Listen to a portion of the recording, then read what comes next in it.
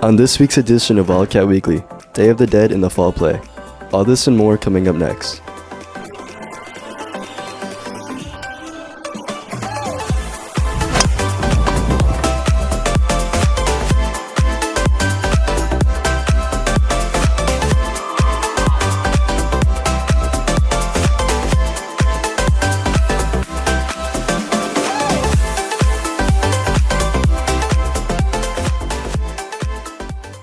Good morning, Wildcats.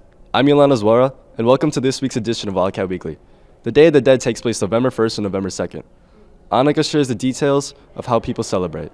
The Day of the Dead is a widely celebrated Mexican holiday honoring the lives of deceased loved ones that takes place annually from November 1st to November 2nd. Dia de Muertos, or Day of the Dead, is celebrated wildly, actually, but we know it best in its celebrations in Mexico for celebrating the lives of those who have passed. The Day of the Dead coincides with Catholic holidays and indigenous practices during the month of November. A lot of people think it's a kind of Halloween related, but it's actually a separate tradition. There are many traditional ways families like to celebrate. Often what it looks like, for example, traditionally in Mexico, or here stateside for those who celebrate, you may visit the cemetery and clean up the grave sites of the people that you are visiting. You may create an ofrenda or an altar at home that has things like pictures and their favorite foods that are meant to serve as an offering to guide those spirits back for a visit. Oftentimes, celebrations include food. Here's a popular one. After we used to go to the cemetery, we used to eat pan de muertos, which is like this, it's like bread, it's sweet, and it has like sugar on top, and it's really yummy. To those who celebrated, I hope it brought you joy and remembrance, and for Wildcat Weekly, I'm Annika Shandok. The Fall Play takes the stage next week, except this year's extra special. Kaylee tells us the details. Next week, the Fall Play The Losers is debuting November 14th through 16th. This year, it is even more special, as it is originally written by a Aniqua student. So the actual writing of the show took around 2 years. The first year was dedicated to founding the idea. I worked very closely with Mr. Rossi on that, and he really helped me solidify the play into what it is now. And then it took me about 6 months of on and off revisions to get to the final product. The story focuses on the tragic death of a student, which is used as the focal point of a school fundraiser, causing some controversy in the school.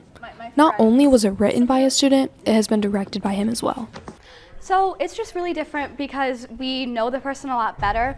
So it's more like a friendly environment. Not that it's not friendly with our directors, but we really love to just know people in our community, and he knows, like, he's been like recently doing plays. So he has a lot of like hands-on experience with people we know. Tickets for the play will be available online at nvhstheater.com. Only $8 for students. Make sure to come see it. And for Wildcat Weekly, I'm Kaylee Donahue. What's up, Wildcats? I'm Clarice Giglio, and here's what's happening at Aniqua between today and next Thursday, November 14th. Today's the Veterans Day ceremony during 6th period. You can show up and show your support in the auditorium to honor those who have served and sacrificed themselves. If you miss it live, you can view it at aniquatv.org. Today in the LMC, there will be a jazz cafe at 4:30 p.m., so come support me and the jazz band.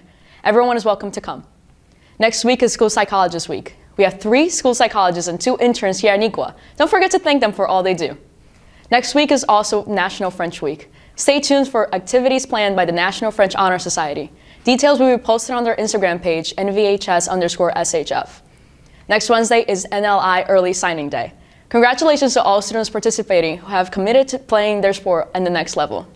Lastly, next Thursday is opening night for the Fall Play The Losers, written by one of our own very students, Ben Mosshammer. You can buy tickets at nvhstheater.com. And that's what's up, Wildcats. Have a great day. Good morning, Wildcats. I'm Jack Thormeyer, and welcome back to Aniqua Replay.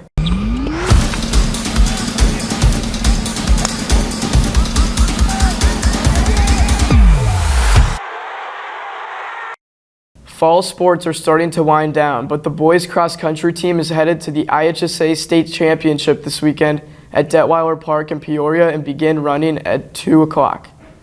Girls cross-country runners Lizzie Hall and Addie Gusky will also be joining them as they compete for the 3A IHSA State Championship at Detweiler Park in Peoria and begin running at 1 o'clock. Good luck, Wildcats. As the winter season approaches, so do Aniqua sports. Boys basketball tryouts begin next Monday and continue through Tuesday, and gymnastics tryouts start next Monday and continue through Wednesday. Plus, there are many talented student athletes here at Neuqua Valley. Hannah introduces you to Jeremy Loff, a Wildcat you should know. Let's go, Jeremy! Let's go, Jeremy! Let's go! Let's go! Freshman Jeremy Loff competes in competitions all over the country as an elite ninja. Throughout his 6-year career, Jeremy has had to work hard to be where he is today. I started when I was 8 because I didn't really want to do any summer sports, partially due to an injury playing basketball a year earlier. I watched some videos and I did one class and I was hooked. I like the versatility of it. There are many different obstacles and all kinds of different people that train and compete in the sport. Alongside the physical aspect of ninja comes the mental aspect. Jeremy chooses to surround himself with people that lift him up in this sport. My biggest supporters are definitely my parents. They take me all around the country and they just support me wherever I go. My goals is 1, to be on the big show of American Ninja Warrior. I was already on American Ninja Warrior Junior. Now I want to go to the full version. Jeremy continues to compete as he most recently won a gold medal in the U.S. National Ninja Competition. And for Neuqua Replay, I'm Hannah Aurelio. Anyone who's interested in serving in the military can join in multiple different ways. Arda's going to show us how some of Neuqua students plan on joining. Joining the National Guard is just one way that you can join the military. Currently, Christopher Bieneme and Robert Lulick are both part of the National Guard. There's a lot of benefits that come with the National Guard. Your tuition's fully paid. You are part-time, so you actually get time to finish your college and all that. When a part of the National Guard, you are required to attend 1 weekend training per month and 1 2-week period per year.